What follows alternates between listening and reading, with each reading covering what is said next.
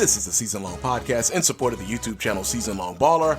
Thank you for joining us today. Hope you had a wonderful weekend, and we'll hop right on into our Season Long Podcast where we review everything outside of Season Long Baller that's happening outside of the Washington Wizards and Jaymont Summerz. And we will talk about the Wizards, of course, and Jaymont Summerz is our player bill, but we will talk about the Wizards, who are the 1 seed, as you can see here on the playoff tree.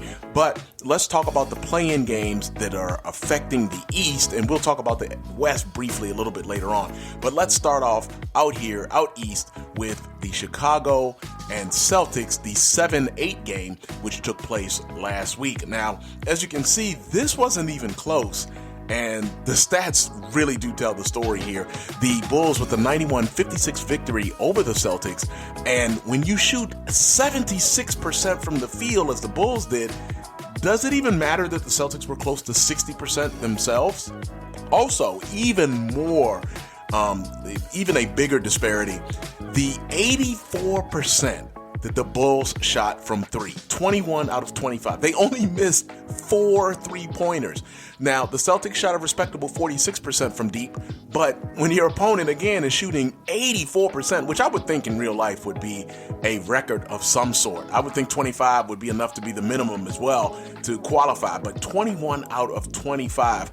That led the Celtics to the loss, with the Bulls a 91-56 victory at home. So the Bulls advanced and took the 7 seed. Now, let's look at the Bulls here. Led off here with Patrick Williams, who obviously was hurt in real life.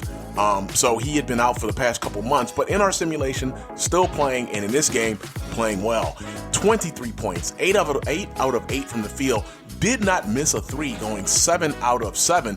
DeMar DeRozan went 4 out of 5 from deep, not usually something he does a lot, but just between those two top scorers right there, you've got 11 out of 12 from deep.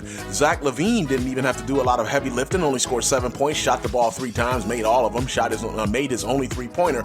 But again, all of it leading to 21 out of 25 and 34 out of 42 overall for the Bulls. For the Celtics, Al Horford led the way, and as you see, nobody had double figures in scoring. Horford led the way along with Derek White. Both had 9 points. Horford didn't miss from the field.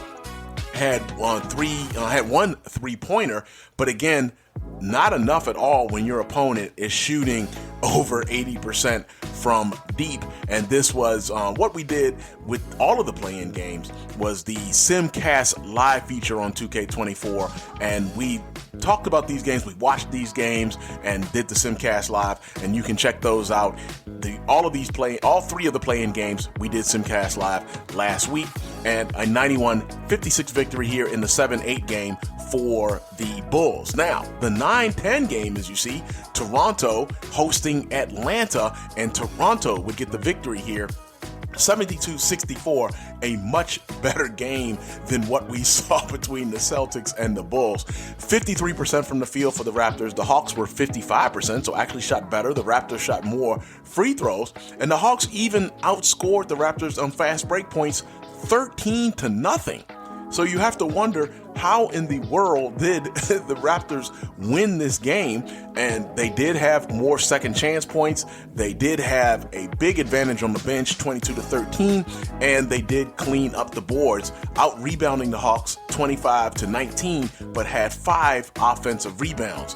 Now, this set up Toronto to face the Celtics for the 7-8 game. The Hawks are now eliminated. So your 7-8 game is basically Boston and Toronto, and the winner of this game, which was played last Friday, the winner of this game would get the right to play the Wizards. And Toronto defeated the Celtics. And again, the Celtics did not shoot badly in this game. Raptors won 63-60, a 3-point margin. Both teams were 50% from distance, and the Celtics were a slight bit better from the field, shooting 57%. The Celtics also out-rebounded the the Raptors 23-19.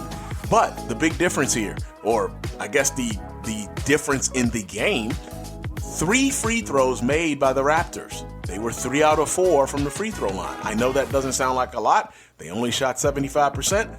But look, the Celtics, just like in real life, had a game where they shot no free throws. And those 3 points are the difference in the game. The Raptors advance 63-60, and they are going to be the 8 seed to take on us, the Wizards, and that will started yesterday. We'll talk about that game in just a bit. Now, Tatum led the Celtics with 22, 9 out of 11 from the field, 4 out of 5 from deep. I know I keep saying it, but you would think with that kind of stat and the way the Celtics shot that they would have won this game.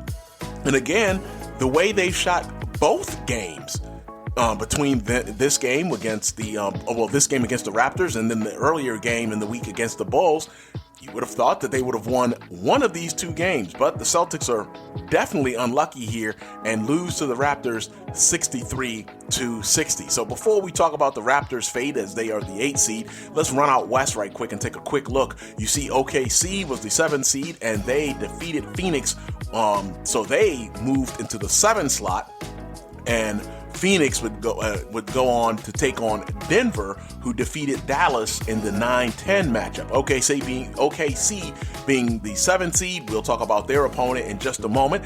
And then Denver defeated Dallas 9 out of the 9-10 game. Dallas is now eliminated. So your 7-8 matchup here on Friday was Phoenix hosting Denver, and Denver takes the L, which is drastically different again from real life. And Phoenix advances to take on the 1 seed, the LA Lakers, out west.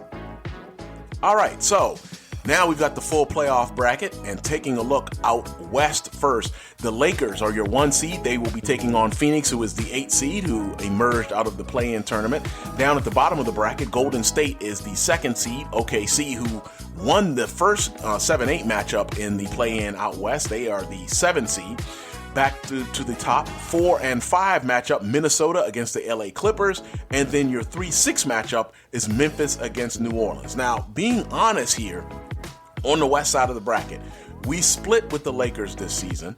I believe we split with OKC. We swept Golden State, split with Memphis, swept New Orleans, lost the season series to Minnesota, and swept the Clippers. So who would I want to come out of the West? Probably New Orleans. I don't think that's going to happen. That's probably who I'd rather see. But I admit, the Lakers are probably going to be a tough matchup. Minnesota will definitely be a tough matchup. We did not beat them this season. I think the Clippers were, even though we swept the Clippers, I think they'd be a tough matchup. OKC, who we split with, again, another tough matchup. So I will have an eye out looking west the entire time, because I'd like to see who comes out of the West, provided, of course, that we come out of the East, which is not a foregone conclusion. Turning our attention to the East, obviously we are the 1 seed, and as we've just talked about, we will be facing Toronto in the first round. Looking at the bottom of the bracket, the Chicago Bulls, by virtue of their win over the Celtics in the play-in tournament, they are the 7 seed. They will be taking on the Knicks, who are the 2 seed. Your 3 seed is Miami. They'll be taking on or hosting Cleveland in the first round, who was the 6th seed. And then your 4-5 matchup is Philadelphia against Indiana. Teams that we, especially Indiana, that we have struggled with this season. I think we split the season series with Indiana, and honestly, I've played Indiana enough over the past couple of seasons, as they were our first round opponent in the playoffs last season. Remember, this is a title defense for the Wizards, as we won the title on NBA 2K23. Now, heading into our playoff series against the Toronto Raptors, the biggest thing here, Pascal Siakam is injured. He's been out for the season for quite a bit for the Raptors. Ruptured right Achilles, as you see here, and that is definitely changing the way the Raptors can play against us, and I think that is a big blow for the Raptors. You can see a couple of the other other players who will be affecting the playoffs. Paul George out for the season with the fractured left leg. That is definitely a big one for the Clippers, and him and Siakam, along with Zion Williamson, are probably the biggest one. Broken left ankle you see on Williamson, out 4 to 6 weeks.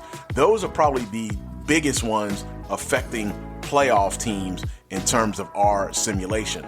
So, game 1 for the Wizards was yesterday, and keep in mind that we always mirror the actual Washington Wizards schedule. We've played the entire 82 games for the Washington Wizards play mirroring their exact season, and that playlist is in the description. However, not that this is a secret and not that this was a not that this was not obvious all season long, but the Wizards did not make the playoffs. So we are mirroring the 1 seed in real life out east, obviously the Boston Celtics, who of course are eliminated now in our playoffs, and the Celtics played the Miami Heat in real life as the number 8 seed. So yesterday we opened our playoff series as well, taking on the Raptors for game 1. And as you can see, we got the 69-59 victory over the Raptors. And the big thing here, Scotty Barnes was only 4 out of 16 from the field, 0 for 5 from deep, but they were staying in the game because of Jakob Poeltl. Now, Poeltl was only 3 out of 13, but notice he dominated the glass. 15 rebounds and 8 offensive rebounds. That killed us right there. Managed to keep the Raptors. That managed for the Raptors to stay within arm's length all game long. But the Wizards were able to pull out the 69-59 victory. So, taking a look at what's happened over the past couple of days in our simulation, the Wizards, as we just mentioned, now have a 1-0 playoff series lead. Philadelphia draws first blood in their series with Indiana. Miami is up on Cleveland, and Chicago, going for the upset, is up 1-0 on the second seeded Knicks out east. Out west, Lakers and Phoenix haven't played a game yet, as Golden State and OKC have not as well, but the LA Clippers, the 5 seed, have a 1-0 lead over Minnesota, and I would probably prefer nothing more than seeing Minnesota lose in the first round. And Memphis is your 3 seed. They have got a 1-0 lead against New Orleans. The 2 teams I probably would least like to see out of that group is probably Minnesota and Memphis. I don't think we want to see Ja Morant anymore, and Minnesota basically handled us twice, both at home and in Minnesota. So I don't think I want to see either one of those. So we will be playing again on Wednesday, again mirroring the playoff schedule of the Boston Celtics right now, the 1 seed in the real NBA out east. We will play game 2 against Toronto on Wednesday as well. That's going to do it for this edition of the Season Long Podcast. Please join us for the game on Wednesday. If you like what we do on the channel, go ahead and give us that like and subscribe. It is much appreciated. I always joke that we don't need the notification bell because when the real Wizards play, we play. But that's not the case anymore since the real Wizards are done. So when the Celtics are playing, we'll try to mirror that up and try to play when the Celtics play. Last season, that was the strategy as well. But the 1 seed, the Milwaukee Bucks, well, they lost to the Miami Heat in the first round, and that kind of threw our playoff schedule around a little bit. So we will, again, try to mirror the Boston Celtics, and I have a funny feeling the Celtics are going to make the Eastern Conference Finals at the least. I figure they're going to the NBA Finals, and if you ask me, I think they will be the NBA champions when this is all said and done. But for our simulation, again, we're playing the Raptors on Wednesday, getting a little ahead of ourselves. We got a lot of playoff basketball to get to. So enjoy the rest of your week. Hope to see you on Wednesday. That's it for Season Long Baller. Peace.